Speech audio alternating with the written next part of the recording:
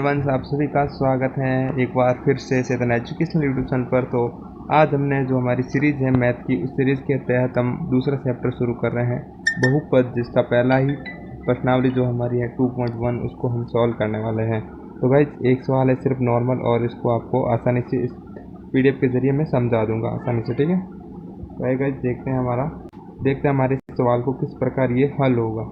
तो पहले गाइस यहाँ पर आप सवाल पढ़ लीजिए दोस्तों। ये देखिए सवाल क्या है। किसी बहुपद p ऑफ x के लिए y बराबर p ऑफ x का ग्राफ नीचे आकृति 2.10 में दिया गया है। प्रत्येक स्थिति में p ऑफ x के शून्य को की संख्या ज्ञात कीजिए। तो गाइस आपको शून्य को की संख्या ज्ञात करने का एक बहुत ही आसान ट्रिक बताता हूँ मैं आपको।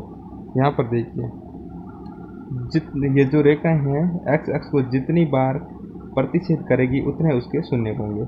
तो पहली कंडीशन में देखिए, आपको एक्स अक्ष को कोई भी रेखा प्रतिच्छेद नहीं कर रही है। ये रेखा है जो ऊपर है, यानी कि एक भी बिंदु पर प्रतिच्छेद नहीं कर रही है, इसका मतलब इसके शून्य 0 है। यहाँ पर गाइस देखिए, यहाँ पर जो एक रेखा है वो एक्स अक्ष को एक बिंदु पर प्रतिच्छेद कर रही है। यहाँ पर सॉरी गाइस, जस्ट एक रेखा जो है वो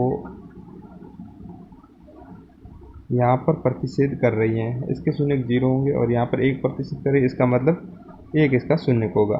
एक्स बिंदु पर देखिए, यहाँ पर ये रेखा 3 जगह पर प्रतिच्छेद 1, 2 और 3 जगह पर प्रतिच्छेद कर रही है, इसका मतलब तीसरे के शून्य होंगे वो 3 होंगे। ध्यान रखना, जितने बिंदुओं पर एक्स को प्रतिच्छेद करती हैं रेखाएं उतने उसके शून्य होते हैं। चौथे का देखें तो इसके 2 बिंदुओं पर प्रतिच्छेद यानी 2 शून्य होंगे। तो और पांचवें का देखें तो 1, 2 और 3 और 4, इसके शून्य 4 होंगे। और इस वाले के देखें तो 1, 2, 3, यानी कि लास्ट वाले का जो हमारा सट्टा है उसके 3 होंगे। तो गाइस ये थी हमारी प्रश्नावली, एंड ऑफ दिस। और ये प्रश्नावली 1 प्रश्न की थी, इसलिए मैंने शॉर्ट फॉर्म आपको समझा दिया। कल हमारी रहने वाली है 2.2, जो कि थोड़ी लार्ज है, और उसके अंदर मैं आपको बताऊंगा शून्य कैसे निकाले जाते हैं, और बहुपद का बेसिक भी उसी प्रश्नावली के अंदर दे दूंगा आपको। तो बाय बाय, टेक केयर, अपना ख्याल रखना।